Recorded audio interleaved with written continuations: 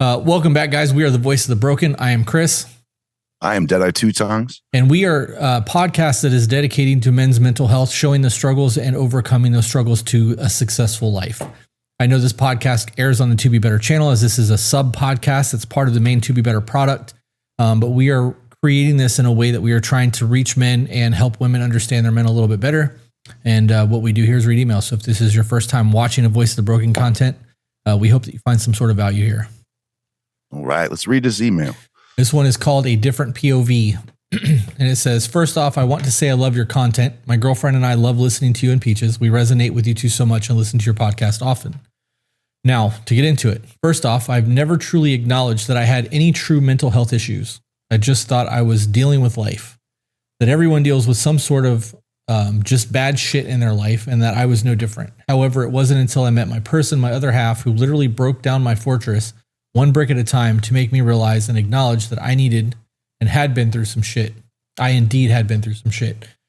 And he wrote inner trauma up here. But before I get into that, I want to talk about the importance of having a pillar. When you in this case, a very good woman. Dude, when you get to the point where you have a woman like I do, or like in this case, like he does, it changes your entire trajectory of life. You get to a point where you realize that you no longer have to struggle alone.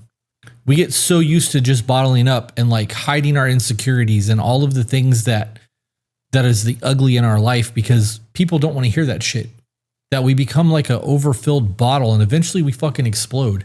Having somebody that you can vent to and let all that shit out on and like is willing to support you through whatever healing looks like, it changes the entire existence of your life. That shit fucking matters. Yeah, absolutely.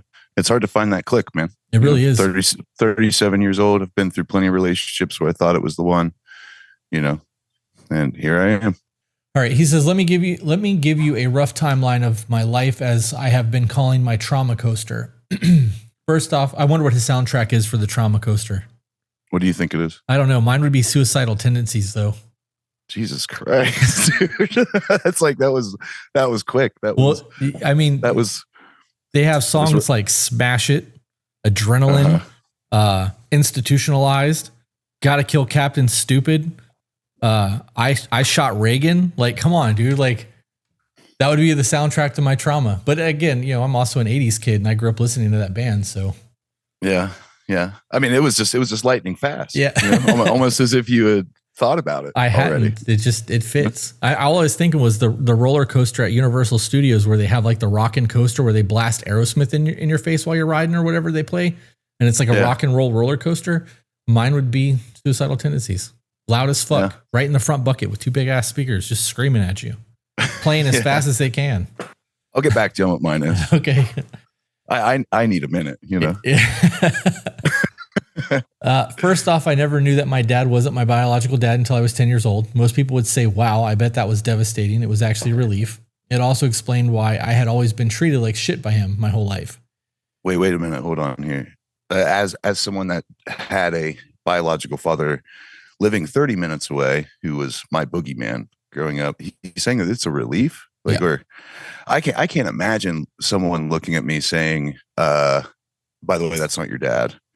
Like this guy that all my life, it was my brothers and sisters, they had the same dad, but not me, which did a number. But if I was convinced that was my dad, and then 10 years into that, it was like, by the way, are you shitting me? Holy shit, bro. Talk about a bomb going off. Yeah. Well, he said it was a relief. I mean, I guess in your case too, you said it was your boogeyman. It would be a relief for you as well, wouldn't it? I don't know. I don't know. Oof. Yeah. All right. He said, I've always been treated like shit by him my whole life. I've always been a fat kid, and he always made sure I knew that. If I had a snack cake, he made sure to remind me to not eat them all. And if I wanted a glass of chocolate milk, he would make sure to remind me that there should be milk in it, not just powder, because he knows how much I just have to have sugar. Okay, before I move on, this is gonna piss off a whole lot of people. But I'm going to say this full chest, and if you guys want to unfollow me because of it, that's fine. If you want to hate the podcast because of what I'm about to say, I'm okay with it, because I stand by what I'm about to say. Drum roll. If you have an obese child, that's child abuse. And you're the one that's abusing them. right? Like that's a you problem, not a them problem. It is your fucking responsibility to make sure that your kids have nutritious food and that they are taking care of their bodies. So and a complete lack of discipline on the parental aspect. Right. If you're lacking in that department, what else are you doing? Like how many other facets of their life are you fucking up? You know, like that child doesn't know any better. You know, like they really don't have everything together enough, like to know like how being obese is going to affect them physically. It's going to interrupt like many of the goals, whether it be relationship, like say they want to, they're an avid hiker, you know, I mean, like literally anything. Right. Like socially, you're destroying them. Physically, you're destroying them. Mentally, you're destroying them. And oftentimes, it's just because it's a little bit easier to hand them a ho-ho than it is to make them some beef and broccoli. Yeah, yeah, that's it. I mean? Or because they don't like the taste of it, and you refuse to let them, have food or make them eat food that's not enjoyable to their palate.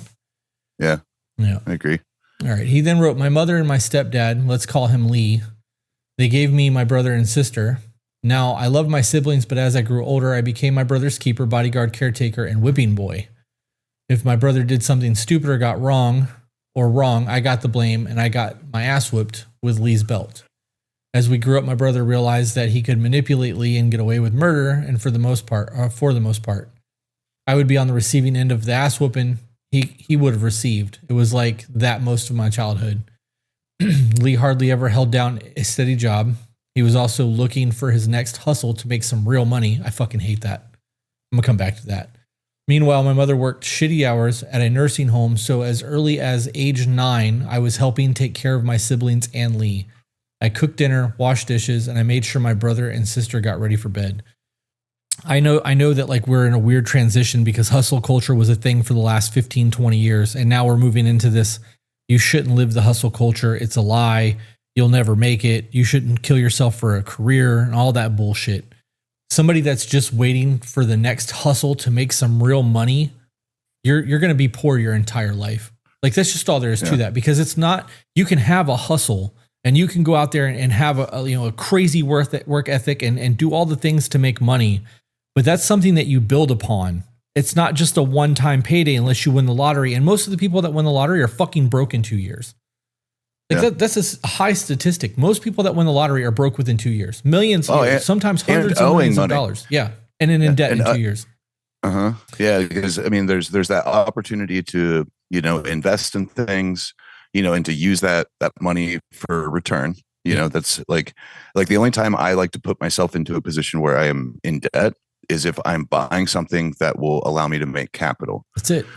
You know what I mean? A lot of these people, we call it hillbilly rich around here. They get that big money. They go off and they buy them that razor. They can whip it around the back roads and have a great time and everything, But that peak adrenaline, I just had that. Oh my gosh, that was great. Oh, this next thing, next thing those things are sitting in your backyard collecting dust. Yeah. And you owe a lot of money. You didn't take care of a lot of the things or reinvest the way you should have. Yeah. Yeah. That shit, that mindset is a big problem for me. I also don't like the mindset that goes against hustle culture. I grew up in that shit. And high school, well, technically 7th grade. Technically I made it to 9th grade because I went to a disciplinary school in 7th grade and they pushed me through to 2 grades. But my last year in school where I had to pass tests to like advance was 7th grade. And I have done more in my life than most people ever will. I've owned 18 businesses now. Yeah. At 44 years old. And most of them have turned a profit. I've only had 2 that were a complete, utter failure. But that's the hustle culture. I'm willing to work for 15, 16 hours a day to make sure that I can get to where I want to go, because now I don't have to do that. But I did this shit when I was younger, so I don't have to worry about it now. This whole make some real money mindset, like the hustle aspect, the way that was worded is a huge problem for me. I mean, I'm a tattoo artist, bro. If anyone understands the hustle, Right. Well, but just as well as I do that in the tattoo industry, if you really do the work, you can pull 6 figures a year. It's not hard to make 6 figures a year. And it's been like that for 10 or 15 years now. It's not like some new thing where the money's inflated and you can make that kind of money. I have currently 9 tattoo artists that work for me at Sacred. And in the 9 tattoo artists that are there, I think that more than half of them pull that kind of money. And all they got to do is do the social media thing, be polite to the client, and fucking turn out decent tattoos. They don't even have to be good. They just need to fucking be passable as a tattoo. And if the people like you, they will come back. They'll tell their friends. They'll bring their homies in. Like, it'll be a whole ass thing, and you'll build a client base. But that's the hustle culture. You got to be willing to do it versus sitting there. I mean, there's been times that I've really needed something and I've been able to sit in a tattoo chair and, work or throw a tattoo special or something like that and really hustle. The hustle culture is not bad. I could see a negative connotation, being a hustler. Yeah. You know what I mean? But there's a lot of power and a lot of times that hustle, that good hustle really does come from like a passion and a drive within a person to achieve a goal. So yeah, I agree with you. Yeah. All right. He says, now back to my 10th birthday when I found out that Lee wasn't my dad. I was so excited and relieved that I wasn't his blood. So I asked my mother who my biological father was. Sadly, my mother didn't know. She said it was one guy. She was pretty sure it was him. Well, after testing 5 guys, no one came back as my father. So that was awesome to know. I was a bastard son of an unknown dude. Damn. Oh man, what does that make you think about your mama? Right? I was thinking the same shit. 5 guys and none of them. Right. Hey, sorry, I'm not to the writer of this email. No shade, man. Like, it's our job to cue in on these subject matters, and there could be other people listening who are in the same boat. That's heavy. Yeah. That's heavy. The way you look at your mom, that's like a defilement. That's a that one, especially around 10, maybe you understand a little bit of the birds and the bees. Yeah. It starts to all make sense that maybe your mom was a little bit on the promiscuous side, especially 5. Damn. Well, and it's important to recognize too that women do listen to this podcast, even though it's geared towards men.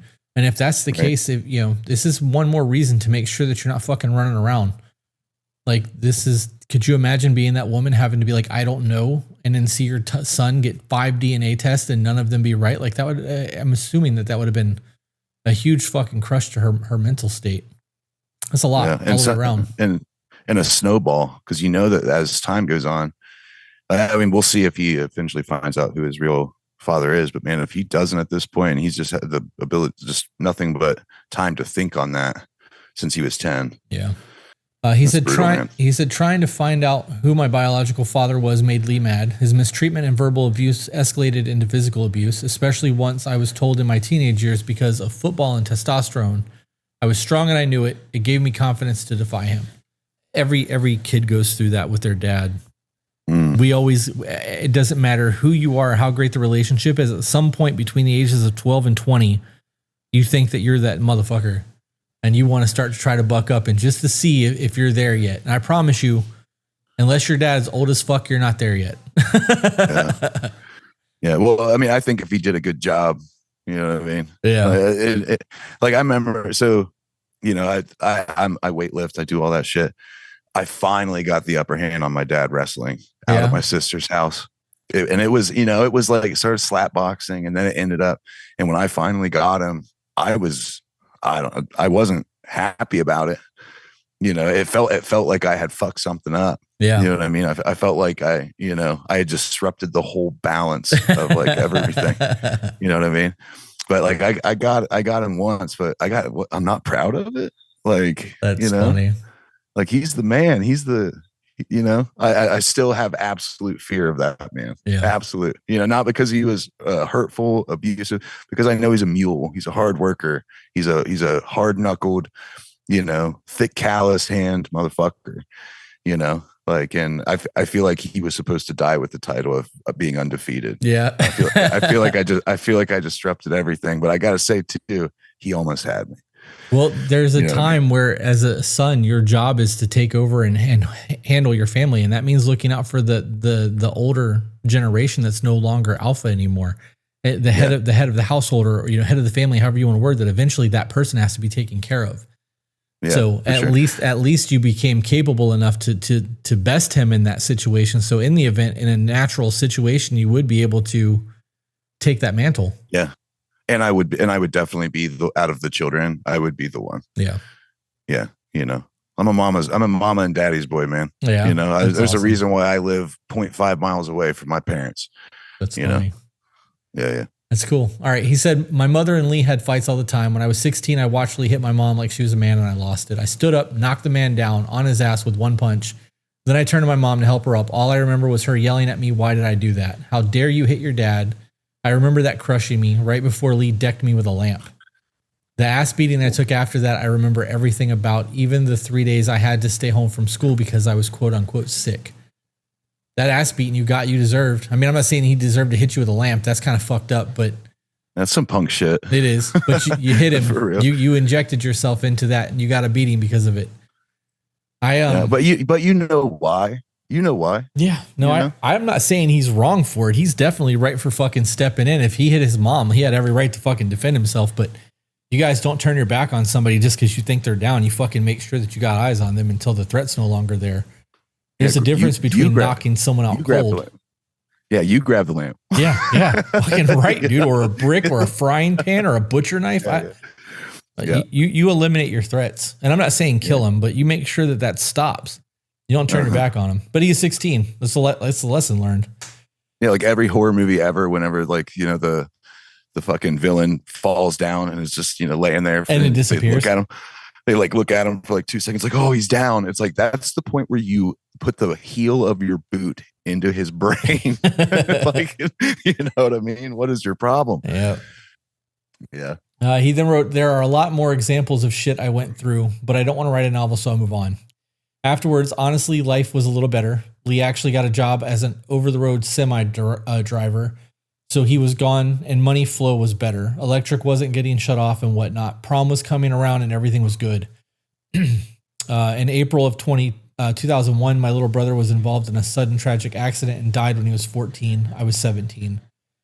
Sorry to hear that, bro. That's rough. It's rough. The loss of my brother destroyed my world. We had shared a room since the day he was brought home from the hospital. Though there were days I hated that he was my shadow and I was his keeper, he was my brother, my best friend. We did everything together, and now he was just gone. The whole world stopped for me that day. That emptiness of a room after sharing a room with somebody for that long is devastating. And so young too. And add the permanence of death to that, and it not being just from like a roommate stage. If you've lived with roommates your whole life, when you don't have roommates for the first time, your house is lonely. Like you can tell that you're the only one in there. It's heavy. And now you add death to that. It's a whole different ball game. The day we buried my brother, my sister, mom, and Lee took his truck to get a cash advance at a truck stop 2 hours away. Because of the funeral expenses, we were flat broke. There's too many commas there and not enough periods. Anyways, we got into a wreck, caused Lee to fall asleep at the wheel. So I almost lost my entire family within a week. Month after month, time went by quicker and quicker. Everyone moved on with their life, and the rest of my family grew bitter because of that reason. Lee lost his job because of the wreck. My mom got sick. My sister became a reckless wild teen that did whatever she wanted to do. Lee got hooked on crack and shortly got my mother hooked on it as well. Utilities were getting shut off. We got kicked out of our home. We luckily got into a public housing not long after that. So I made the choice to drop out of high school and find a job and take care of the bills because I was over 18 by then. Man, what a tailspin. Yeah. Just when they were starting to get things together, the fucking life fell apart. And that's good. And that's reflective. They've got to be reflecting on that too, man. There's got to be such a part of them that's sitting there like just as we were, which makes it worse, which then makes actions, man, that's brutal. That's brutal. He then said I worked hard and it paid off, but then their addiction took over and Lee beat my ass yet again, telling me that if I didn't pay rent to them, then I could leave. Hindsight, I should have done that. I was afraid of Lee and I wanted to take care of my mom, so over half my check went to rent. When they were high was the only time that they were nice or somewhat happy. I stayed by myself in my room for almost 2 years and had no social life. Didn't get to graduate with my friends, didn't get to start college. I was in solitude and no one knew. No one checked on me. I felt alone. I didn't have my brother anymore. I was utterly alone. You should have left. I agree. But so that speaks to a lot, right? Like when you're a kid and you see the people that took care of you struggling, you feel an obligation that like you should stick around to make sure they're safe and to do the things that they're needing to do. And I'm sure that at some point along the lines, there was a guilt in him knowing that if he left, his parents wouldn't have been able to keep their house. Like there's a manipulation aspect to that. And people don't do it because, well, they're my family. And if I don't take care of them, who's going to? And as a kid, that shouldn't be a responsibility. Dude, not to mention too, like I didn't hear anything before this about any of these two adult figures being like people who were in like an addictive state or with a history of addiction to like suddenly have crack creep into Right. your house and watch the change that is circumstantial to in their behavior and their emotional stance like towards you, to have that just out of nowhere just appear, like that is something. Yeah, people don't just Like, jump to crack either. Like there had to have been other drugs that were being used before that point. Maybe that explains why dude was such a fucking asshole to him. well, I mean, truck drivers, man, that's one of the number one, co-pilots. You have people trying to make quotas, trying to make miles. I mean, my dad never touched crack in his life, but he tells me stories from the road. A good amount of truck drivers trying to stay up aren't just taking no dose. Yeah. Gas station, caffeine pills. Many No, man, like things. there's a whole culture there. He could have picked that up from the road just trying to stay awake, and then brought that home.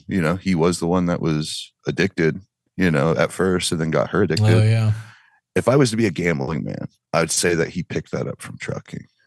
All right. So then he goes to say, then something great happened. I got fired. Lee wasn't happy. And yes, I may have intentionally gotten myself fired. I knew I needed out, and that was my only choice.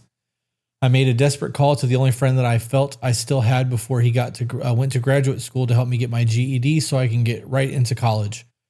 Just as I started that journey right around my 21st birthday, I landed in the hospital, almost died from food poisoning, but I took the GED test the week before it happened and passed. I enrolled myself into the college and even moved on campus after almost dying, and now being free from Lee in that prison, I thought this was a new beginning. That's when I met the mother of my children. Looking back and knowing that hindsight is always 20/20, I was just desperate and lonely. She was the first person that ever pursued me. I was completely infatuated with her, thinking I was in love. LOL. Yeah. I was so naive, blind to the fiesta of red flags that surrounded this woman. She said all the right. Man, I thought for a second when he's like, I thought it was, I met the mother of my children. She pursued me, and then it's like all the red. Oh man, man. All right. She said all the right things. She wanted me, quote unquote. So enter a dramatic drum roll here. After just 6 weeks of being together, we got married. 4 months later, she was pregnant with my first son. I dropped out of college to work, provide for my son, and now my wife, who told me that she wanted to be a stay-at-home mom and she wouldn't accept anything less. Sadly, 2 months before my son was born, my mother passed away due to respiratory arrest. Once my son was here, I was working as a dishwasher and a baker in a local restaurant. No matter how many hours I got, it just never seemed like enough for her. When I would come home, she would give me my son and go to bed. I would stay up and feed him and put him to bed. There's the whole idea of being a stay-at-home mom. There's so many people out there that think that when the husband gets home that they just need to immediately take care of the kid and like the mom gets a break because the mom has been dealing with the children all day long and the dad hasn't been there. So they need time. What really needs to happen is the mom needs to treat her day job as a stay-at-home mom as a job, and the dad treats it as a job. And when they get home, they co-parent together. Yeah. And you spend time the way that you would no differently than if the kid was at school and the mom had a job. I don't understand why this is so fucking hard for people. It's not babysitting. You're parenting. You decided to have a kid. You got to raise the fucking child, not pass it off because you don't want to deal with it anymore. He said, I made so many promises to my son that he would always know how much I loved him, that he would never experience the shit I had to go through. He would never go out. He would never go without or know what it was like to live in a home with no electricity or water. I worked hard and started working at McDonald's and worked my way up to management. My wife at the time weaponized sex against me. We were married for 7 years. For almost 4 of those years, I wasn't even allowed to cuddle her because I was a disgusting pervert for wanting to have sex with my wife. I'd have left. Yeah, no shit. He said one time we actually had sex during those 4 years resulted in my second son. I was thrilled to be a dad again. I found out she was pregnant at the same time I found out she was planning on leaving me after we got back from my family's sponsored vacation. I saw a pregnancies test in the hotel trash can, and she looked at me and said, yes, it's right. Look what you did to me. I was going to leave you. Now I'm stuck with you because I let you touch me one more time. Thanks for ruining my life. Wow.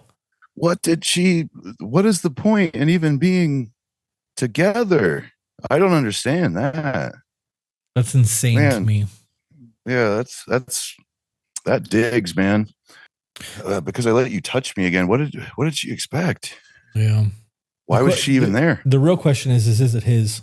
Right? If she's that miserable, I wonder if he got a DNA test on the second son. I would 100% be getting a DNA test. This whole situation though, like we say on the podcast constantly that people are in relationships with people that they don't like. Like I truly believe that people are married and fucking hate their person. And then I read shit like this and it just confirms it. Like there's no love there, bro. Like it's just ugliness. Oh, it's very real. You see it all the time. You see it all the time. Some people are just fucking happy being miserable, as weird as that sounds. Yeah. You know, they're used to it's comfortable because that's what they're used to. Yeah. The pattern, man, repetition is a powerful thing to the human brain. You know, breaking a pattern is terrifying to quite a few people because you can rely on something. You can put your bet on it. Right. You know, breaking that, I remember whenever me and my ex like split after 6 years of being together, and there was like these really downtrodden, shitty parts of of our relationship. And when she left, I had every opportunity to like do the things that she was holding me back from. But I found myself like sitting because that pattern, that repetition, it was now replaced with ambiguity. It was now replaced with mystery, and it created doubt and insecurity. And it took me a hot minute to realize like, dude, you're in control of your own destiny. Like hop back on the horse, take care of yourself. It took like a hot minute. People are scared of that pattern, or maybe even being wrong. Right. Like you're sitting there, you get into a relationship that's been so long, all you're doing is nitpicking. She's nitpicking you, you're nitpicking, like I watched this with like my grandparents. It's hilarious. It's absolutely hilarious. They bicker and bitch at one another so much. And that's all I've ever really heard. But I remember when my grandma went into the hospital, like the last time, my grandpa's sitting there, he's turning on the sports channel in the hotel room and everything. And she's bickering at him just like she always fucking does, and he's like, well, I'll just go. And she's like, no, please stay. There are some people who are locked in it, and it's just because bickering and bitching is kind of their thing, but I think some people are scared that they're maybe all that picking and all that bitching that like they're doing, like they're just like focusing on that they really truly do love that person. Maybe they're trying to that person. I don't know. I think some people are like scared that they might be wrong, that they're going to leave that person, and then the truth will be revealed, but it will be in the hardest way as they watch like that person move on with a different person. There's so much to unpack. So you got on all of that too. Really, you got to understand too that in all of that, that's why a lot of people aren't willing to do things. If you get a phone call and your boss is like, "Hey, we need to talk," or your mom calls, "We need to talk," and you have that anxiety that's happening, it's no different than what you were just talking about. People are afraid of the unknown and they're afraid of change, and it's uncomfortable, and I'm okay right now. Like everything that I've done up until this point has worked for me, so I'm going to continue to do these patterns because it has worked. And now if something new is coming along, you're like, fuck, what do I do? And you're scrambling, and then you get through it and you're like, oh, that wasn't that bad. I panicked and stressed out for nothing because I've never lived this before. Yeah. Yeah. Well, how many life events have you lived through where you're like, this is it. This is the end. This is the breaking point. I'll never recover. I'm screwed. I'm so done. And now you're sitting here like 10 years later, you forgot all about it. Right. It's not even a blip on your radar anymore. Like you've moved on. Hopefully you learned from it, but that happens all the time. And I think that we get so hyper focused on the moment that we're living in, a lot of times that we kind of forget that we have the ability to have a choice in our own future, that we can shape our own future, right. But I don't know. Right. So picking this back up, he wrote, I was absolutely miserable. I found out after 2 years of marriage that she had a significant history of bipolar disorder and other mental health issues that she never told me about. Her family thought I knew. She never once told me. My second son was born and I was once again a dad, but the controlling and manipulating and even physical abuse started not long afterwards. I'm not innocent. I was depressed and once again felt alone and just as miserable. I ended up cheating, quote unquote, on her. And I think I did that desperately as a way to get out. She treated a stray dog better than she would me. Right before my youngest son's birthday, she told me her family was coming up to celebrate his birthday. I had gotten myself fired. from my job to appease her so I could be with my sons. She told me that I wasn't invited and to stay away from them and my son. Stay away from my son if I knew what was good for me. We got into a huge fight. What's up? Is there like pre-context? Like, why does this? Oh, wait. Okay. So we're embarking on the bipolar disorder. Yeah. Because I mean, it just seems like this woman viscerally hates this man. Like, it seems like she has not a drop of kindness in a bucket for this guy. Bro, could you imagine being told that you weren't allowed to be at your son's birthday party when you are with the person? Like, oh, with yeah, dude, they're still living together. Like, he got fired, quote unquote, from his job, as he put it, so that he could be there with the kid and like have the birthday. And like, granted, if the kid's first birthday, kid's not going to remember that anyway. He should be at work. Yeah. I do you see these parents go out and rent these big fucking events and do these big first and second birthday? Kids ain't going to remember that shit. You're doing that for you. Exactly. Right. Yeah. But if this was like a fifth or a sixth birthday, right. You know, like I wasn't allowed to go to a mutual birthday party for my son's first, couple birthdays because the two sides of the family were warring. It broke my heart because she had him on his birthday. That's his day. I want to be there. I can't go to the Burger King. I mean, I could have, but I'd have ruined it. Yeah. I'd have ruined that birthday. I would have created turmoil, but what a memory that would make. You know what I mean? So you just have to like kind of sit and bite your nails and be like, I guess I'll just take him, the next available time, and which sucks because it's not the day. Yeah. And no, you're right. It is for the parent, it really is that can cause significant damage. Yeah. Especially if you're trying to be a good dad, man. You're trying to be that good dad. Yeah. We got into a huge fight. She threw shit at me and then begged me to be a man and hit her. I wouldn't. Then she grabbed the only thing my mother actually left me before she died, which was a lead crystal cake platter, and she shattered it against a wall. The rage I had inside me was unreal. I grabbed her arms and lifted her against the wall. She screamed at the top of my lungs. The next morning, I left with the clothes and a few odd ends in my car. I knew the only way to escape her was to sadly leave my boys behind. It was the hardest thing I'd ever done. After leaving, you say lead? That fucker was made of lead? It said lead crystal. Damn. Lead crystal cake platter. I couldn't imagine eating food cooked in something that's lead. I can't imagine that's it's probably better that that fucker was broke. Yeah. But damn, that's got to be heavy. Yep. He wrote, leaving my boys, though I needed to.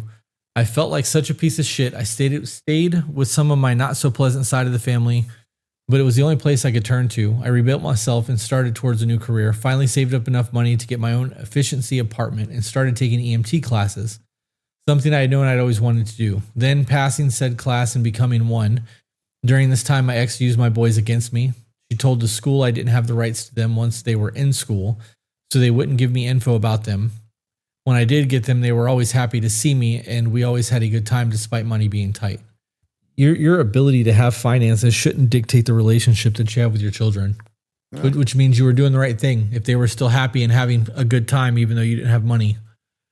Yeah, parks are free, man. Yeah, absolutely. Beaches, same thing. Mountains, hikes, fucking trail walking, whatever. It's the time. Kids don't want your paycheck. They want your time. Yeah, and they want you to be proactive. They pick up on that shit eventually, man. Yeah, they really do. They pick up on he wanted to see me. Yeah. I think it's important that people try to fight for their kids in a courtroom. I know that it's one thing for a mom to say, I'll do this and I'll do that, and you'll never see them again. And all those threats, they're just that. They're threats. Until a judge says one way or the other, it's the fear of the unknown. It's exactly what I was talking about earlier. You know how many men don't go to court for their children and don't try to fight because of all the threats the woman makes, and they're afraid of what if. And if I can just make her happy, at least I'll have this little bit. Because what if she can't actually take the kids away from me and I never see them again? Like, that fear is fucking real for men. Oh, it's real, but I can't help but feel like it's galvanized by bad behavior. Absolutely. Like, why would you go fearful, into court unless you were doing some dirtbaggy bullshit? So because we've seen other men lose everything, dude, the amount of people that I know who have actually fought for their kids and like ended up with, 14 hours a week with them, or, one day a month supervised because the mom made threats or saying that they were violent or whatever. And like, I know these people, and some of these people are the biggest, I don't want to call them pussies because that's abrasive and kind of mean, but they're very soft. They're very gentle, kind. They are not the aggressive, violent people because I know them.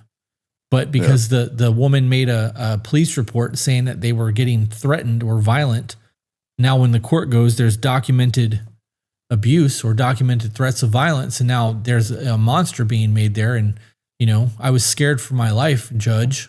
Like, it doesn't take much for a woman to really manipulate the court system.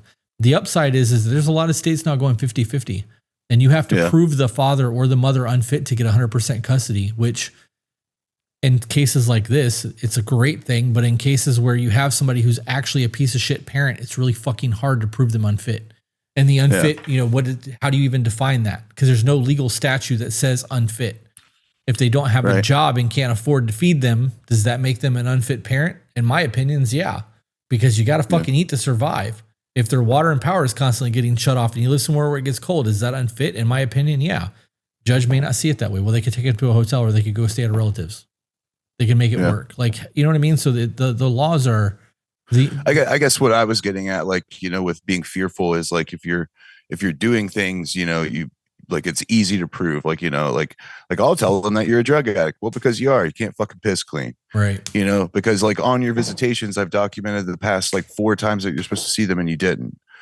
You know, that's more what I'm getting at. The painting a man into the picture of a monster, like, yeah, that's terrifying. You know, that's scary. And oftentimes society will lean into that, you know, evidence or not, like 100%. Yeah. So, I mean, I get what you're saying. You know, I just wish more men would fight. Yeah. Same. You know, I wish more men would get up the gusto and, you know, like put the kids first, you know, as opposed to the consequence that may happen, you know. Right. Well, even with a civil case, dude, it's not hard to pass a drug test. People do it for employment all the time. Yeah. And you know you're going to get a court date way before you get your court date. So it'd be really fucking easy to pass a drug test, especially if the only thing you got in your system is cannabis. Like this, but that's the whole thing too. The problem is that comes down to the fear of the unknown. Well, she says that I yell and scream, and there's a video of me one night where she attacked me and turned her camera on afterwards and has me fucking freaking out screaming. Like, yeah, that looks really bad. But, you know, that comes down to controlling your emotions in the moment and making sure that you're a well-regulated person. And if you've got kids, you need to be that anyways, because your kids are going to see that. There's a whole lot to talk about in that. That's a whole ass episode. Yeah. Mm-hmm. Anyways, he said after the back and forth post-divorce and custody issues, I finally started making better money being an EMT. My ex started having more and more mental breaks, and I found out that she was keeping the boys out of school because of her paranoia. Long story short, I ended up taking her to court, and I was granted full custody of my kids, which in Ohio is rare to see. There you go, man. Fucking good for you. He's an Ohio boy. Yep. Is it really that hard up there? Oh yeah, man. But fathers have no rights, dude. First thing they do in this state too is if failure to pay and all that. It first thing they go for is your license. Same in Florida, and then you get your license suspended first, and then they put you in jail. Yeah. Oh yeah. It's like, oh, you can't pay. You know, you're having a hard time. Well, we're gonna make it to where you can't even get to work. Right. Make it worse for you. It's so brutally honest. They want to throw you into incarceration, and like it's the easiest way to feed the prison system. Yeah. You know that this is actually an industry. It's $1 billion a year industry in terms of family court systems between judges and lawyers and lobbyists and all of that shit. We did an interview, and it's on the To Be Better channel, called We the Parents. And we had 2 people come down in studio that made a documentary about the struggles of trying to get custody and being able to even see your kids. And like how hard it is for people to get into the court system and like the legislation that they're trying to get passed, and they're very involved in everything. And they said that every time they get some like common sense laws to come up, lobbyists get involved and shut it down because of the amount of money that lawyers and judges are making taking these cases. And like there's even a federal thing that she was talking about where when you pay child support, there's federal money that's taken out of your child support that doesn't make it to the parent. So like the government's getting fucking paid on child support money too, which is just insane to me. Anyways, he then went on to write, my boys were with me finally, and I was able to set the record straight. My ex apparently told my boys that I didn't like being their dad, that I didn't want them, etc. Anyways, there's a lot more that happened during this time, including meeting my second ex as well. That's a whole other trauma. Sadly, there is so much more I could tell you, from being bullied through most of my life for being fat to women literally laughing and making me a brunt end of a joke because I was the nice guy, and constantly feeling like a failure as a father to my sons due to the negative self-talk. I would love to be able to tell you more, but I just don't want to overwhelm you or have you all read for hours. I still struggle every day. However, I'm trying, and I want to be at a place where I can say I'm at peace and happy with myself. I have submitted to you a lot of my story. After rereading it, I realized it's a huge trauma dump. So since you have read the bulk of the story, let me tell you where I am now. Hey, we did it. Hopefully. I hope so too, Okay. but it sounds like someone listened to the previous episodes. Yeah. We're at page 7 of 11, so we're getting there. Let's see. I have had 2 failed, miserable, and loveless marriages. I have worked dead-end jobs before finding my passion in the career I love, EMS. I have 2 boys that are practically grown men now. My oldest is 19 and is graduating this year. My youngest is 16 and going to be a junior. I came from a very poor family, and I have worked my ass off to finally get to a point of being lower middle class. I've always been the responsible one, the mature one, the caretaker of everyone. Before I move on past this, dude, the fact that your kids are graduating and you've had them like most of their adult life now, like their late teen life or whatever, and they're doing well is huge. That's a win. Regardless of Notice what he called them too, full-grown men. Yeah. Not little shits. Doesn't sound like they have like a story that's traumatic. Right. I think we both understand, the fact he can say, they're full grown men. That's an honor and a privilege that you get through good parenting, and yeah. That's a huge part of my first book, is the difference between boys, males, and men.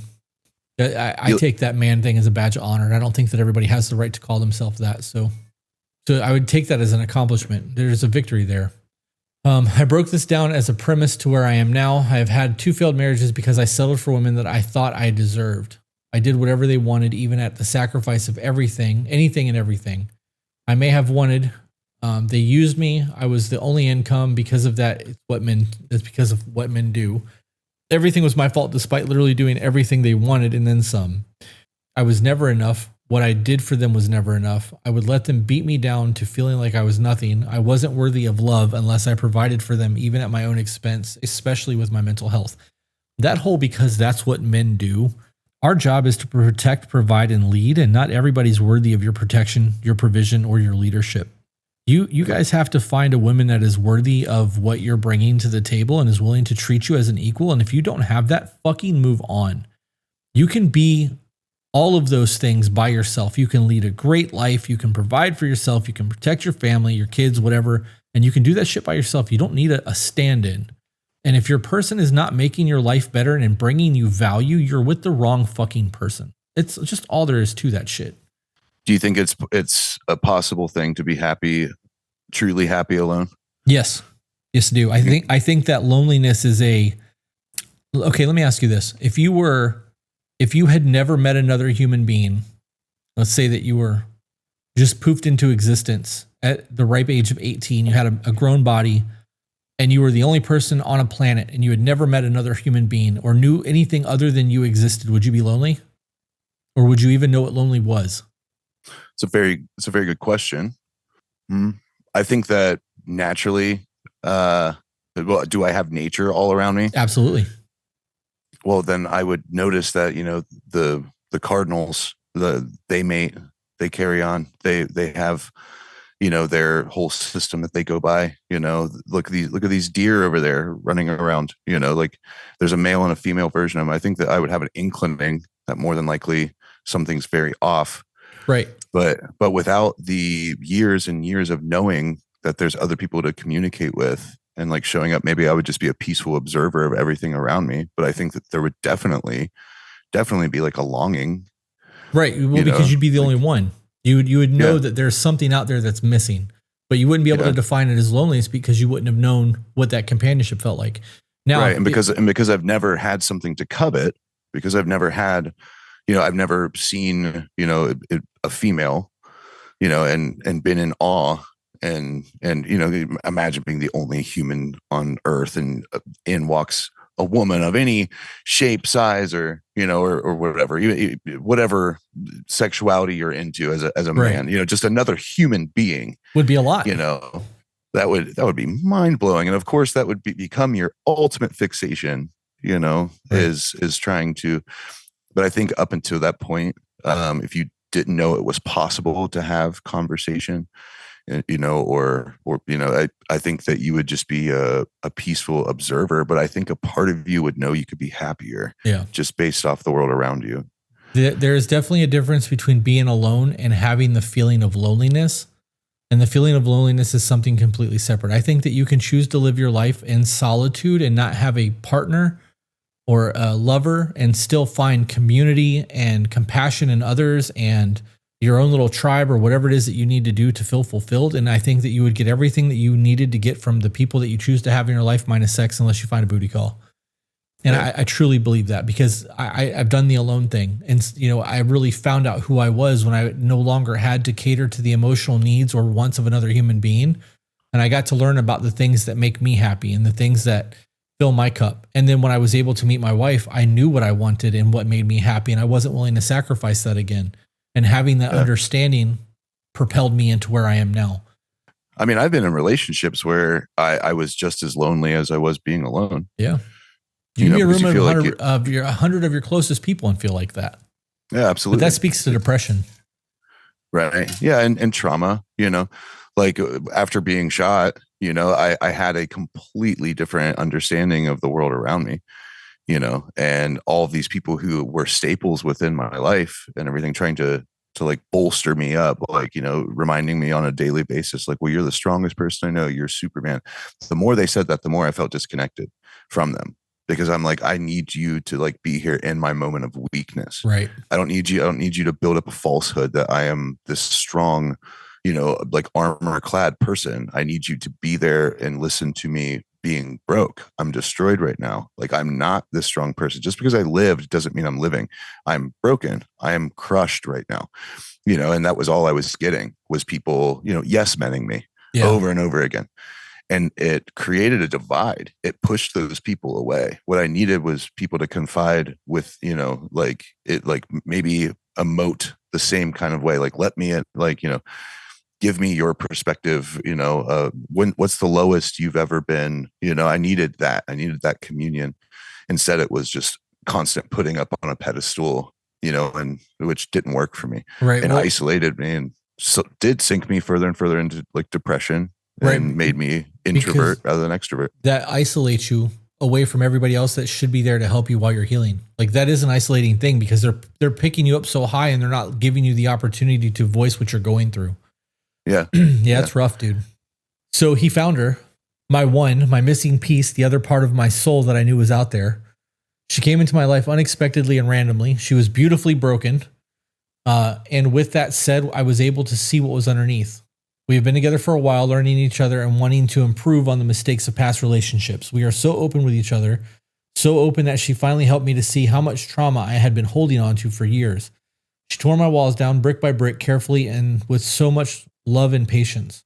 I finally agreed to her recommendation of going to therapy. Good. Therapy is not a bad thing, guys. If you go to Home Depot to buy tools because you need to get the job done, why not go to therapy to get the tools to get the job done? He said, I've discovered you use that a lot, because tell me that's not the most manly way to explain therapy. What, Home Depot? Yeah. Because therapy doesn't, I get it. It doesn't fix you. You can hire a contractor to build you a house, but you don't know how to build a house. And if you have the idea of how to build a house and you don't have the tools to build the house, you got to go get the fucking tools. And if you know you have trauma and you know you need to get the trauma fixed, you got to go to somebody that can give you the tools to point you in the right direction to fix your fucking trauma. Therapy, I love this. It's so well thought. Therapy is the Home Depot of mental health. That's what's up. No, I'm just saying, I love how that's like something you fucking honed in. I was going to make a t-shirt that said something along the lines of that and sell it, but I was afraid I was going to get sued by Home Depot. So I didn't. I'm pretty sure you just have to change within 7% of like logo integrity. Yeah. I don't know. The Rolling Stones, for example, is the most notorious for like hitting people for copyright infringement of like logos and stuff like that. Because I was going to do the open mouth with the tongue out, but just split the tongue. still haven't pulled the trigger on it. Too chicken shit. See, because it's the Rolling Stones, and that's why I didn't violate Home Depot's trademark. yeah. But I'm pretty sure I was in a band that we took a phrase from a role playing game, and it was Black Spiral Dancer, but we spelled it out just how it was in the book, and they were like, you need to like change that. Or I don't know. I was 14 when I got in the band. So either we were told we had to change it, or we were scared we'd have to change it. And then we looked it up, and the copyright law was like 7%. So we just changed the I to a Y, and bada bing, All right. So moving on, he said, I've discovered so much about myself because of her guiding me, reassuring me when I needed it. That was often. She was the one who introduced me to the To Be Better podcast and acquainted me with you and Peaches. I was hooked. Listening to your guys' advice, we do at least and every other month check-in because we know that we always want to be open about everything. She loves to be subservient to me. There are times I don't even know how to act when she is doing these things for me because I've always been the one to do for others. She has made me realize that a healthy relationship is a power exchange. Meet in the middle or communicate when you don't feel you can give your 50%. She has become the cornerstone of the rebuilding of myself. Together, we know what we both want in our relationship. I've been in EMS now for over 11 years and I love it. As I mentioned in one of my earlier emails, a lot of those who go to the first responder field have had a lot of past mental health trauma. We want to fix those or help those because we know how it feels to be broken. I live in Southern Ohio along with what is known as the Rust Belt, the towns along the Ohio River and the foothills of Appalachia. Homie. Yeah. Are you my neighbor? He might be. He then says, so if you know anything about this demographic, poverty and the opioid epidemic is what these towns are known for. Like I said, I grew up welfare poor, sometimes as a kid, not even having a brand new pair of Kmart special sale shoes for the new year. Oh, he's old. He's an older guy. Kmart, man. This is a while. I remember them days. So do I. I have had a job since I was 15 and a half. I was taught/told to work hard. The harder you work, the better to pay off. So I've done so. I've only gone 6 months without employment since then. I work a lot. I pull in a lot of overtime. I tried so hard to meet my kids' needs and then some, to give them what they want, not just what they need. I wanted them to have a better life than I had. I worked myself to death, almost to death. I have put myself through EMS school twice out of my own pocket. Matter of fact, I'm going through paramedic school at the moment. Luckily, I got a grant this time. Good. Guys, for those of you who want to do school thing, take advantage of grants. You can find them. They're fucking everywhere. Yeah, and dude, not from someone who has needed, or where I wouldn't be here, EMS, brother, thank you. Yeah. Appreciate that. Yeah. People don't realize how stressful and dangerous that job actually is too, because you come up on people who are under the influence of drugs, and that's not necessarily a police thing. A lot of the time, as paramedics have to fucking come to the rescue. You got somebody that's fucking laced out of their mind on something and they're being violent. It's a rough job. I can imagine. It's like, dude, Benja picking people up. Like, I don't want to go like this guy's probably watching, but picking motorcycle accidents up and, the amount of shit that you see, man, is probably quite a toll. I hope it hasn't numbed like you towards humanity, I more than likely not. You're doing God's work, but that shit, man, that would tear me up. Yeah, I wouldn't be able to do it either. I have a couple of friends locally that work for the sheriff's department. One of them told me that the EMS thing is a job that he wouldn't want to do because it's harder on him. And then there was another guy who's a sheriff's officer in Charlotte County that there was a really popular Facebook video where he pulled a baby out of a car that was hit by a motorcycle and managed to save this baby's life. And dude, I couldn't do it. There's no way. Yeah, man. That requires a certain mental fortitude. Yeah. That, I can very openly admit that I don't have. Like, I remember the days of rotten.com, and I remember my friends and stuff going and typing in grotesque things and testing their gullet, and I was always the person that could not stomach watching another human being, like a living, sentient, ranging in intelligence, empathetic on some degree person with a history, with kids, be splattered on pavement or something. Like that's where my brain goes. Do you think that has anything to do with your use of psychedelics? I think so. I think that psychedelics have opened the proper doorways for me to be able to empathize. I mean, the guy that shot me, I was very open, like, very direct. Like, you have to have a story that would put you in a position in which you're capable of doing something like that. And to me, that is just as traumatic as what I went through. Right. You had to be suffering. You had to be hurting. You had to be neglected. You had to be unloved. You had to long for peace of mind. You had to seek attention you did not get. And because of all of that, you were able to do something destructive and fucked up to me. And the last thing I'm going to do is take the trauma that I've had and mirror it back to you and give you more trauma to become more of a monster. Instead, I'm going to reflect and I'm going to give you love. Yeah. I'm going to try to give you peace of mind. I'm going to try to reflect because, I feel like that's the only way that we can architect a better future, but I do in fact believe that a lot of that is because while I'm sitting in these headspaces, as I grew up and, as I got older, I felt the tetherment between all living, breathing creatures. Yep. And where, there's tons of anger, remorse, and doubt, but man, does love triumph. Love is epic. Love is big. It literally kills all the darkness around it and replaces it with fruit and light and love to such a degree that, I'll preach that till the day I die. There's never going to be another situation in which someone can make me hate them. It's not within me anymore. Right. But I do feel like a good majority of that was caused by the doorway in my brain opening up, which let all of that love and empathy and everything in. And I don't know if I would have had it without it. Yeah, for sure. The reason I asked that is because I remember rotten.com and a website called ogreish.com. And I remember the beheading videos after 9/11. And I watched all that shit and it didn't faze me a bit, dude. And then I had a really big LSD experience. I took probably 12 or 13 hits of acid one night and had a connection to everything. And after that connection to everything, I can't not put myself in the shoes of whoever's being harmed. Yeah, you can literally put yourself there in such a visceral, real way that you can feel the pain. You can hear the mother wailing at the loss of her child. You can literally be anywhere, all at once within that scenario. Yeah. And it's a blessing and a curse at times. Yeah. For sure. Being that empathetic. One of the guardians at the ayahuasca ceremonies that we go to, she said that the biggest message she ever got from the medicine was that I'm sorry for all the things that I did when I didn't realize I was you. Ooh. Yeah. Yeah.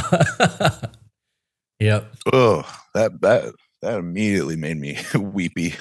Yeah, it's a lot. All right, back to the email. He said, anyways, I work as an advanced EMT. I am also an EMS instructor as well, plus going to medical school. I'm gone a lot. My boys are old enough now to know that I'm doing this to pay bills, keep a roof over their heads, and also show them the struggle of not getting an education or vocation early in life. I love that. The thing I've always had a hard time with is knowing when to say I am doing enough. I have done enough. I have done the best I can. I wanted to be a better father than what my stepdad ever was to me. I was so hard on myself, feeling like I had failed at being a good dad because I was gone so much that I was neglecting my teenage sons. With going through therapy, I have now realized I must be honest about my mental health with my sons before they are to be young men, before the generational curse continues onto them. I have been honest with my sons and open, and we, in parentheses, I feel are closer than ever. They affirm that they are proud to have me as a dad. Oh man, that's huge. Yeah. Big time. Yeah, that makes me want to cry. I'm not gonna, but that fucking does it. Pulls on the heartstrings. Well, I remember at the very beginning, whenever he said one of the best things that's ever happened to him was when he found out that guy Lee, wasn't his dad. Becoming the parental figure you always wanted, bro. Yeah, yeah. They say that's you grow into the adult that you needed when you were a child.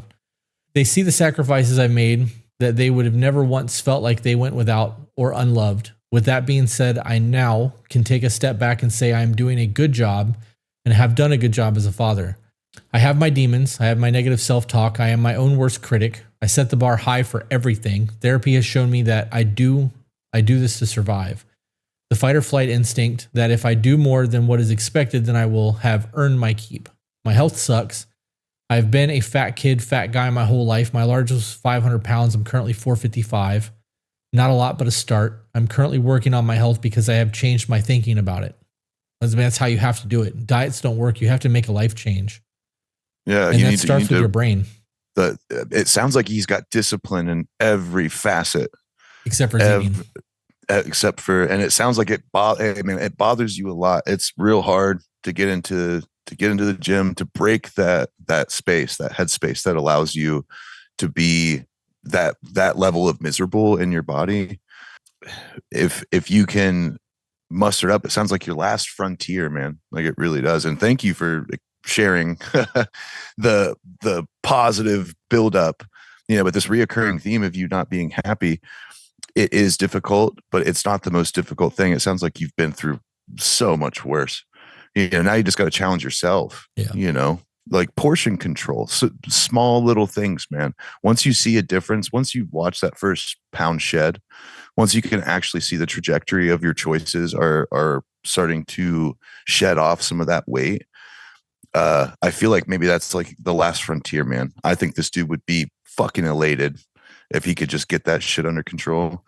And ultimately, that's going to be the hard establishing of that final bit of discipline. I think that would really, really push this dude into our first, in my opinion, like trumpets are fucking going. And, Yeah. This guy sounds like he really revolutionized his happiness and got to a better place. I'd really like to see you challenge that last frontier, man. Yeah. I'd like, maybe a future email where you're winning in that front. Yeah. So when it comes to weight loss, my biggest advice to people is remember that you didn't get fat overnight. You have been big. He said he's been fat his entire life. So if you've been as big as you've been your entire fucking life and you've always struggled with your weight, it's been your entire life. It's not you're not going to be, 200 pounds in 2 weeks. You got to start by changing your mind, changing your eating habits, and then going to the gym. And as somebody is 450 pounds, walking into the gym is fucking daunting. There is an anxious there. There's people are going to be looking at me. Look at this fat guy. You're going to see all the people in there who are in really good shape and blah, blah, blah, blah. You have to realize you can be one of those people in really good shape. Bro, everybody started there, whether they were big or skinny. And like nobody ever talks about little guys who struggle to put on weight. They fucking get picked on just as much as the big guys do. If you're in the gym and you're doing the thing, everyone that's in there is doing the exact same thing you are. And it's the harder question being the skinny guy, man, because like everyone knows that it's the basic biology of it. You consume less, you're more active, you lose weight. Skinny dudes can sit there and put time, effort, energy, and calories in, and their metabolism's just too high. Yep. Or how like that's a tough space to be too. It is. Yeah, that's the number one question I get when it comes to fitness is how to put on muscle. Yeah, and it's always from the skinny guys, man. It really is. And a lot of that comes down to malnourishment as well. There's a whole lot that goes into that. So if you're somebody that is in a weight loss journey, just fucking start taking the steps. And if you don't want to eat clean right away, just start going to the gym. You don't have to go do cardio. Just go fucking start moving some weight and establish like a routine of going. And once you've got that, I'm going to be there every morning at 8 a.m. and every morning you walk in there at 8 a.m. in 5-6 months and you step on a scale, you're going to see a very big difference in yourself, even without changing your diet, because you're doing more than what you were before. And the muscle, the way that you carry muscle changes the way that your body synthesizes protein. So like you will create major changes in yourself, but it fucking takes time. It's not going to happen overnight. And there's no magic pill. You can take things that are going to like help you lose weight, but it's fractional compared to actual food and work. Yeah. So, I mean, well, now that I've put on so much muscle, man, the amount that I can eat and the things that I can eat without my body like going backwards, my body requires a hell of a lot more calories to keep the muscle on. Yep. So you actually, if food is like your thing and it's like hard for you to control that you're right, man. You go into the gym, you put on more muscle, you can kind of eat the same way you have been. Yep. You're balancing those scales now. You know what I mean? Like, and that's the one thing I love. Whenever I eat, something that's shitty, I'm like, well, I need to go and I need to do like 10 sets, of bench press, and then fuck, I'll be fine. And that also prevents the cortisol from like building up in my brain that makes me stressed that I ate something shitty. Yep. Like there's a pathway that you can get on, bro. And once you get on it, like you'll feel so much better. Like you really will. And I hope that you get there. All right. So moving on, he said, before I thought that taking time and working on myself was selfish, that I had to put others' needs before my own. After the death of my little brother, I had no choice but to grow up and be the man my family needed, sacrificing my childhood, my building and discovering years of my young adult life when I had my sons, going right into the fatherhood portion where two lives matter more to me than anything else in the world. However, I know that if I don't correct years of horrible lifestyle practices or not caring about myself, what time I have left in the world will not be long.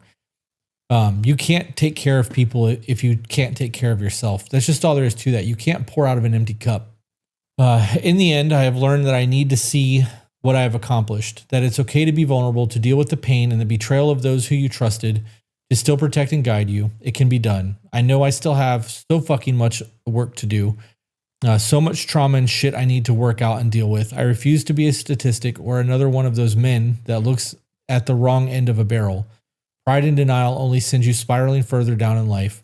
We as men need to stand and face our own faults.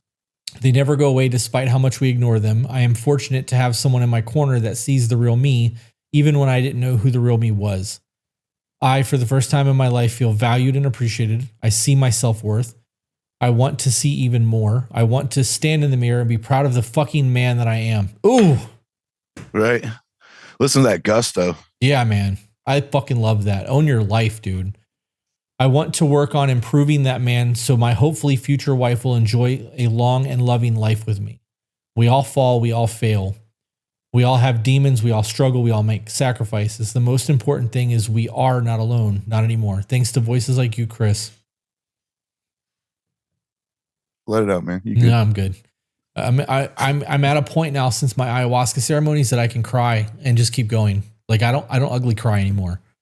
I cry in ceremony. Like the last weekend that we were in, I sobbed the entire fucking night, Friday night, from like the time I went into the medicine until like, I don't know, 3:00 in the morning. I was an emotional fucking mess, but like I'm able to just process this now and keep going. It's crazy.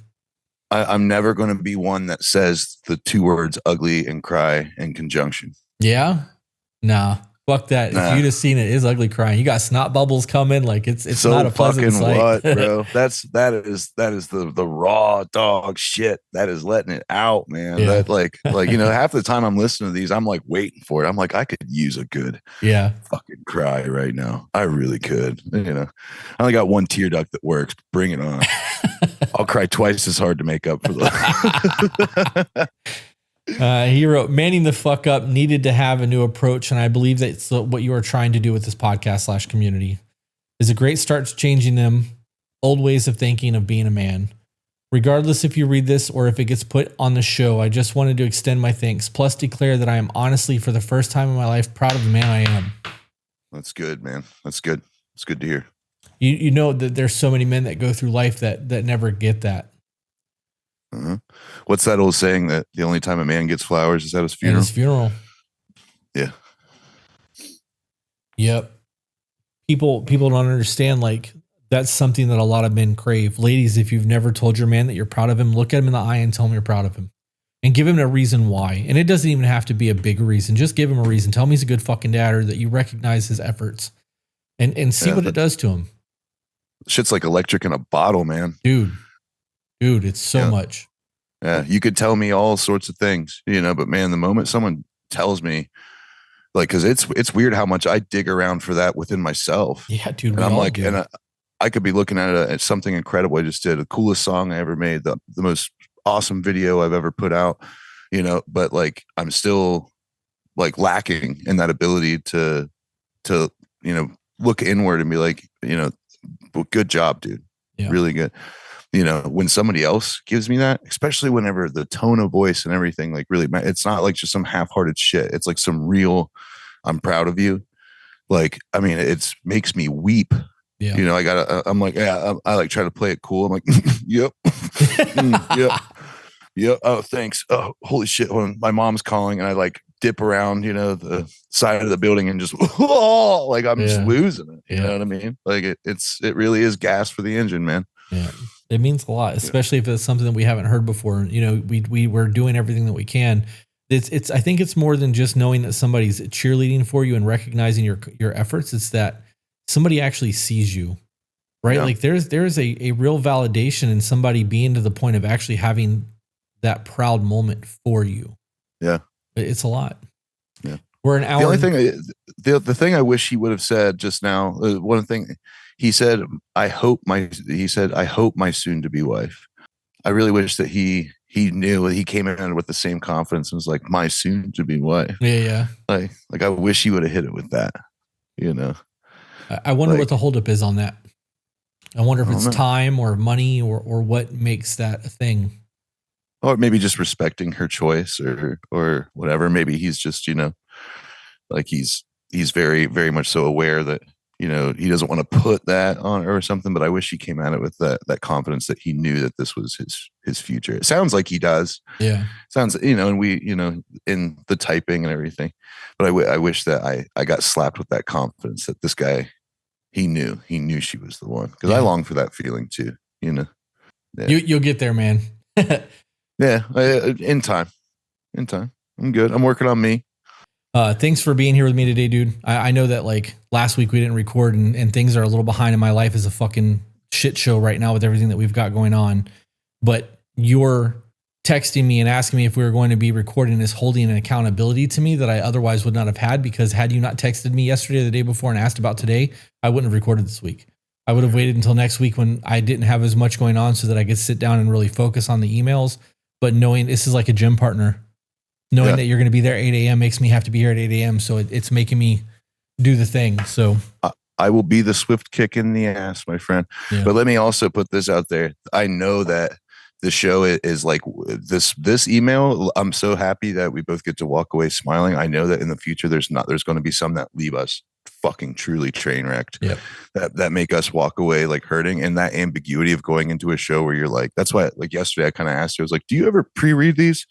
Like I'm wondering, like, like which props, you have every ability to, and I like that you go into it just as blind as I am, except you have two eyes. But like the fact that we go into this, like I know it's super weighty, and it's hard to kind of keep the broad shoulder stance and bear the Atlas, feeling, but I feel like what we do here and the ability to converse and to talk about all this stuff and give our insight. Like I said, I've had people come in and comment, on social media and say, hey man, you didn't know it, but like, you really helped me out today. Like, and that it gives you the vibe that you're truly being a champion for people out there. Yeah. So, I picked up on maybe, you were feeling a little plunkish. Yeah. It's just got a lot going on, man. And it's easier to take the downtime than to put yourself in a position where you're going to have to carry the weight of this. And shout out to Zach and Jenny. They handle all of our email screening, and they go through and remove some of the really triggering trauma shit. And they clean the emails up to the point that they're legible sometimes. And like, there's a 70-page email that's waiting on us that I think that I want to try to tackle after Costa Rica, not before. But we have a really good community around here, and it's not just us that's carrying it. Like other people have to read these emails, and it's a lot for everyone involved. So thanks to the team. Yeah, truly. And Zach, hey, thanks for helping us with our social media and getting everything up and running. Yeah, I don't know. It feels very family-ish. Dude, we built a fucking tribe. I got a whole community behind me. Like, yeah. It's really moving to see all that, man. Like it truly is. And to this in particular email and the author, thank you for giving us so much positive outcome at the end. The past 3 episodes, or maybe 4, or is it 3, 4? The past 3 episodes, that was like the struggle, is that we essentially, we got kind of trauma dumped, and which is fine. That's what we're here for. But, hearing the revelation, like the light at the end of the tunnel, and hearing all the constructive, positivity that like comes out of these horrible situations truly is like the best way to end an episode. Like it truly is. It doesn't just like leave you, like, damn, feeling kind of brutalized and like more at a loss than you were. So thank you for that. and if we can get future emails, to be more reminiscent of this guy, not saying any of them that we've read in the past were bad. The last 3 that I got that you read and that we read together were the ones that didn't have a big story at the end. When I've put out the call for emails, I've always stated, I want your success story at the end of your hardship, because that's the point of this, dude. We've all struggled. And if you've struggled and made it out the other end and you found purpose, or you no longer want to eliminate yourself, or whatever the situation is, the things that brought you to that point is going to help other people who are still struggling. And that's what we need. We need a community of people that are willing to do the work and help others and lift them up and tell the stories. And there is a light at the end of the tunnel. And if you do the work, you will have a better outcome. Like, that's just all there is to all of this. Yeah. So, we're truly all piggybacking, and giving each other leg and hand up. Yeah. So those important, positive revelations at the end are definitely the best way to end an episode. And thank you so much, my friend, for writing in and sending us that email. Sorry for the trauma you've been through, but it sounds like you're on the right track, man. Get in the gym, get your head on straight. Absolutely. Take care. It sounds like it's the last challenge that you have. And I think once you get there, man, you're going to fucking kill it. You already are killing it, but you're going to double kill it, flawless victory, bro. Yeah. Yeah. All right, guys. Thanks for tuning in, and we will see you on the next one. Yeah, absolutely. Quit bitching. Get to fixing. Love y'all.